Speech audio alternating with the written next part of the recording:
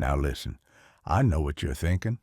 Oh boy, another Titanic story. Yeah, we all know the basics. Giant ship, iceberg, tragic ending, roll credits. But here's what bugs me. How the heck do you miss something the size of a floating skyscraper? Were the crew just bad at their job? Or maybe the iceberg had, I don't know, stealth mode turned on? Today, we're not retelling the same old sob story. Nope.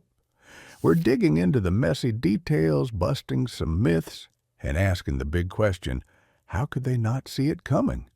Part 1. The Night That Played Tricks. All right, picture this. April 14th, 1912.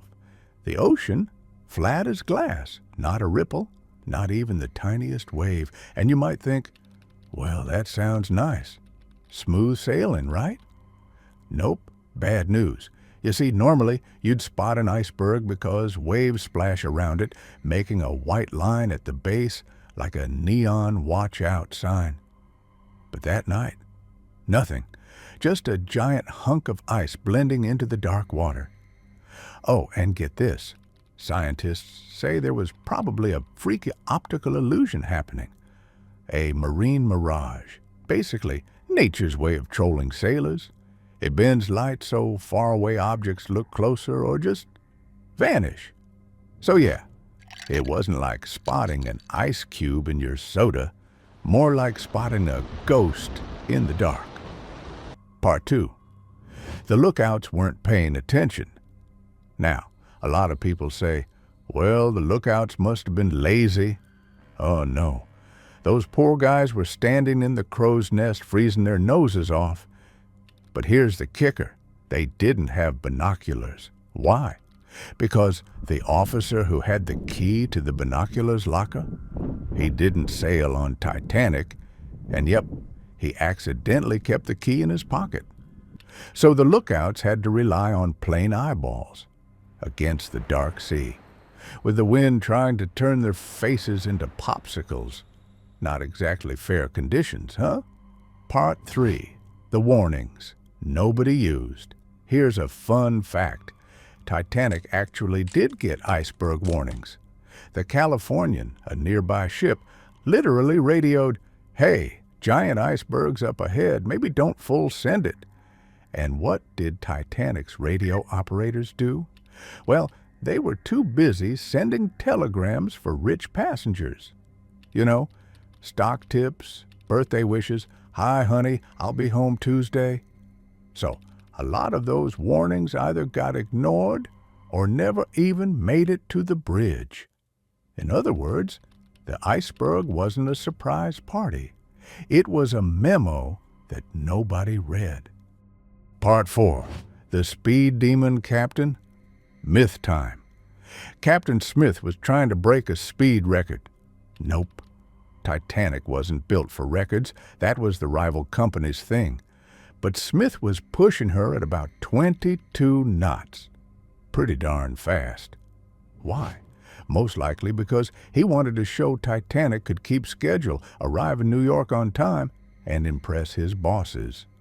So not fast and furious Atlantic drift, but still a little too much pride behind that throttle. Part 5. Why they couldn't dodge it. Okay, let's say you do spot the iceberg.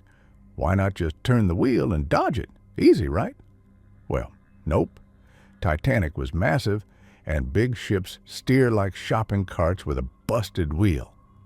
When the lookout finally yelled, "Iceberg right ahead," they had maybe 40 seconds. The officer gave the order, hard turn, reverse engines. And funny enough, reversing actually made the turn slower. Some historians even argue, if Titanic had just rammed the iceberg head-on, she might have survived. But scraping along the side, that opened 6 compartments, like ripping a soda can. Game over. Part 6. Hollywood vs. history. Now, movies love to simplify. They didn't see the iceberg crash, the end. But in real life, it wasn't one dumb mistake. It was a whole cocktail of bad luck and human error. Calm ocean, no binoculars, ignored warnings, overconfidence, pressure to go fast. Stack all those up, and suddenly the unsinkable ship is at the bottom of the Atlantic. Conclusion. So how could they miss the iceberg? Answer. They didn't.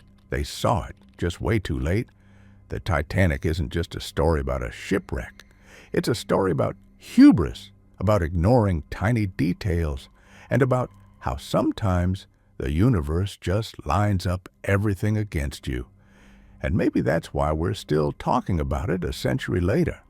Because deep down, it's not just about the Titanic. It's about us.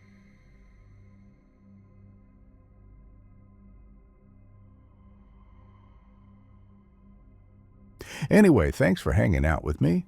If you like this myth-busting session, hit subscribe. Because next time, we're taking another You Thought You Knew This history story and tearing it apart.